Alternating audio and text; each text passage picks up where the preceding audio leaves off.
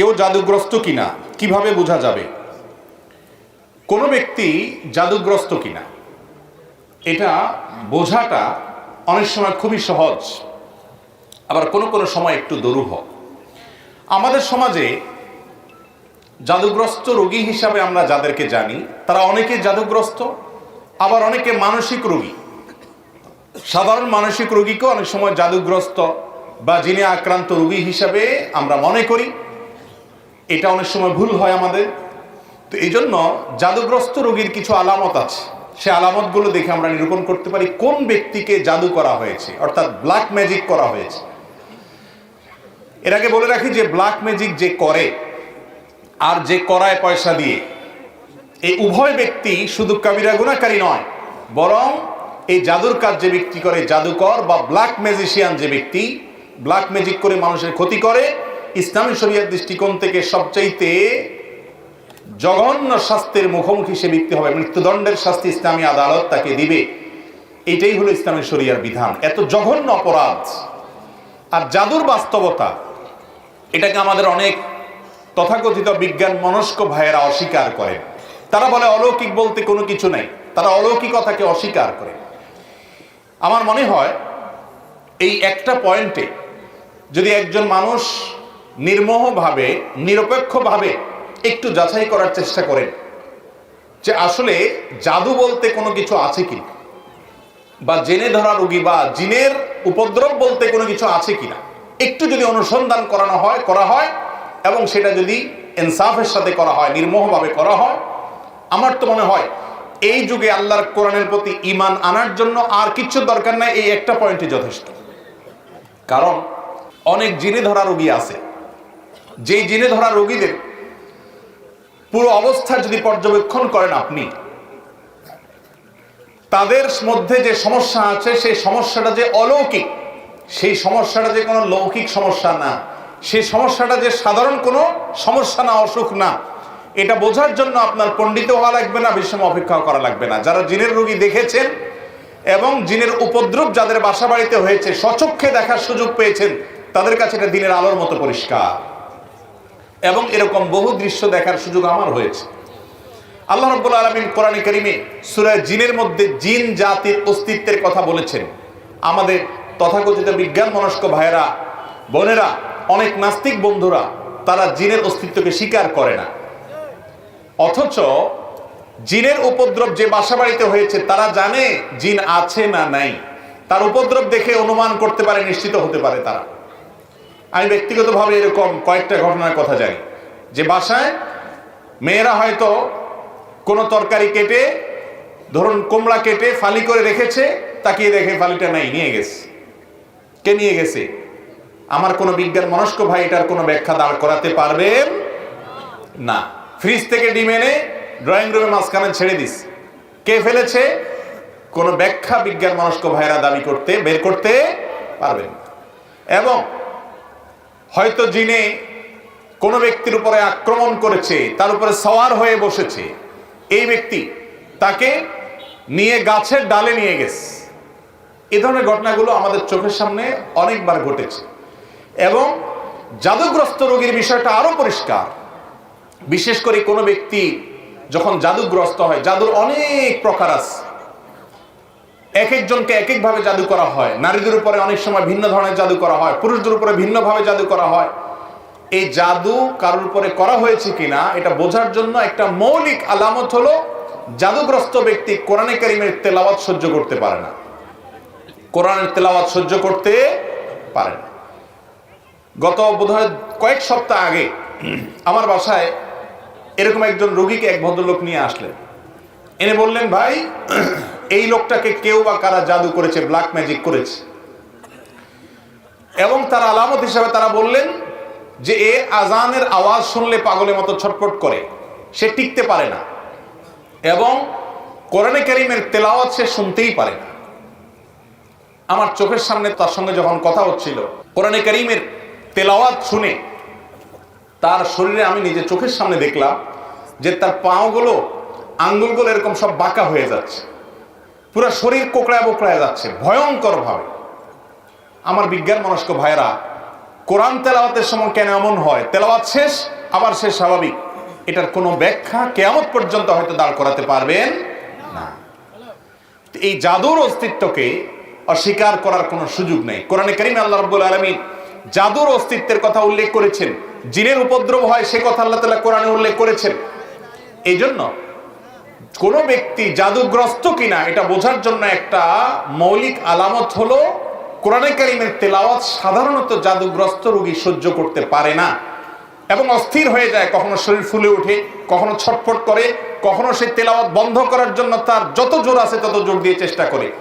আমার পরিচিত অনেক মানুষ আছে এমন যাদের কথা জানি আমরা, কোরআন তেলাওয়াত তারা সহ্য করতে পারে না। তো এটা একটা আলামত যে লোকটাকে ব্ল্যাক ম্যাজিক করা হয়েছে।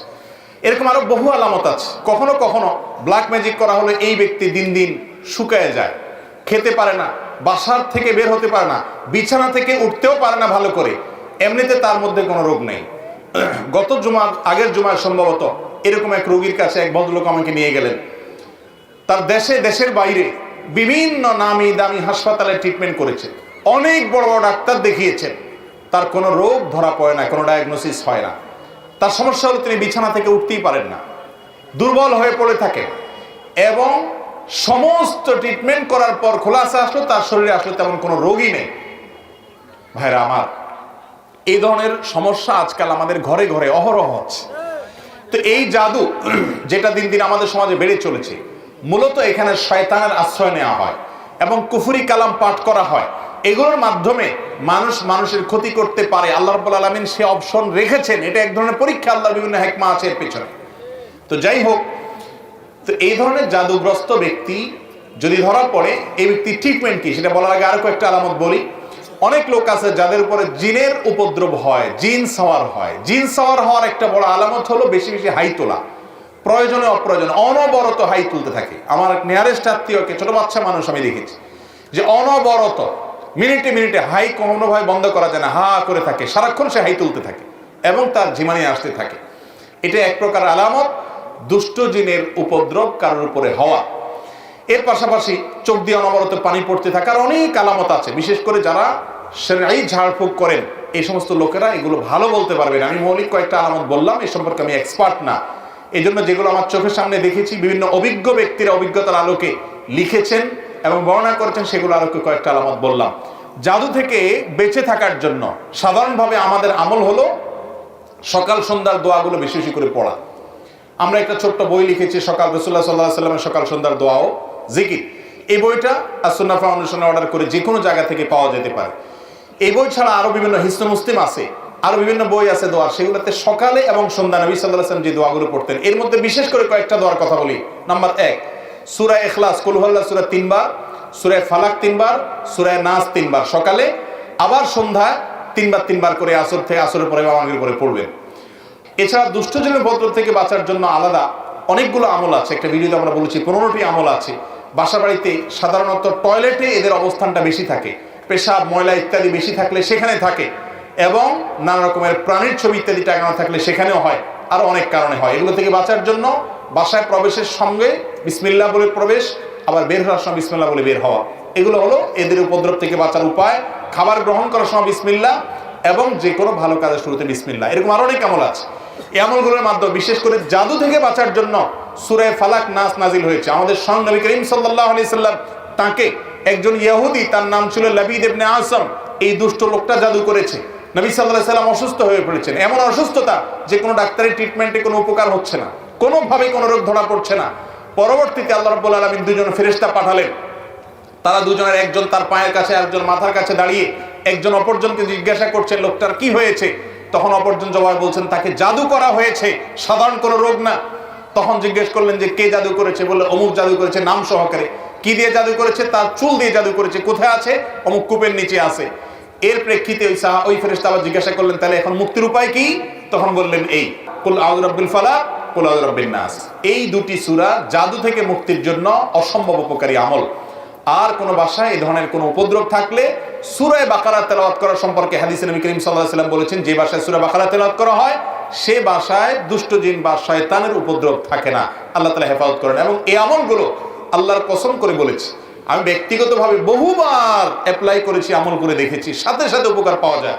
কোনো কোনো সময় ছোট ছোট বাচ্চাদেরকে দেখবেন 2 বছর 3 বছরের বাচ্চা এমন অস্বাভাবিক আচরণ করে যে অস্বাভাবিক আচরণটা কোনো ব্যাখ্যা দিয়ে আপনি দাঁড় করাতে পারবেন। হঠাৎ করে সে পাগলামি এমন করে, সীমা ছাড়িয়ে পাগলামি করে, আপনি সাথে সাথে আউযু বিসমিল্লাহ পড়ে সূরা ফাতিহা পড়েন, সূরা ইখলাস, ফালাক এবং নাস, কুল হুয়াল্লাহু আহাদ, রাব্বিন নাস, যতটুকু পারেন নিজে নিজে পড়েন, পড়ে তাকে ফু দেন, এবং আর কিছু না পারেন অন্তত 3 কুল পড়ে পড়ে ফু দেন। সাথে সাথে ইনশাআল্লাহ আপনি দুষ্টজনের উপদ্রব থেকে বাঁচার আলামত নমুনা পাবেন। আর কিছু না পারেন সূরা বাকারার তেলাওয়াত, কোরআনে কারীমের তেলাওয়াত অনলাইন থেকে, ইউটিউব থেকে খুঁজে বের করে চালু করে দেন। সাথে সাথে দেখবেন যদি ওই জাতীয় সমস্যা হয়ে থাকে, দেখবেন সে শান্ত হয়ে গেছে। এবং এটাও ব্যক্তিগতভাবে আমি বহুবার আমল করে দেখেছি। অতএব ব্ল্যাক ম্যাজিক এখন ঘরে ঘরে, দুষ্টজনের উপদ্রব এখন ঘরে ঘরে, যারা সাফার করছে তারা জানেন। আমাদের সবাইকে নবী করিম সাল্লাল্লাহু আলাইহি ওয়াসাল্লামের শেখানো আমলগুলো করতে হবে। আর ব্ল্যাক ম্যাজিকের ট্রিটমেন্টের নামে যা হয় আমাদের দেশে, বিশেষ করে কবিরাজরা যা করে, এদের বেশিরভাগই হলো বাটপার কিসিমের, এদের বেশিরভাগ হলো প্রতারক কিসিমের। এদেরকে বোঝা বড় কঠিন, বিশেষ করে যে লোকগুলো অনেক মোটা অঙ্ক হাঁকাবে এবং ওই 7 ঘাটে পানি 14 ঘাট, 14 পুকুরের থেকে অমুকটা তমুকটা, কালো ছাগল, কালো মোরগ, এগুলো আলামত খারাপ। কোরআনে কারীম থেকে সরাসরি যারা ট্রিটমেন্ট করে, এই ট্রিটমেন্টগুলোই সাধারণত হয়ে থাকে সঠিক এবং যথার্থ ট্রিটমেন্ট। এরকম ঝাড়ফুঁকালা মানুষ অবশ্যই খুঁজে পাওয়া অনেক কঠিন হয়। আল্লাহ রাব্বুল আলামিন ব্ল্যাক ম্যাজিক সহ এই জাতীয় যত সমস্যা আছে এগুলো থেকে আমাদেরকে বেঁচে থাকার তৌফিক দান করুন।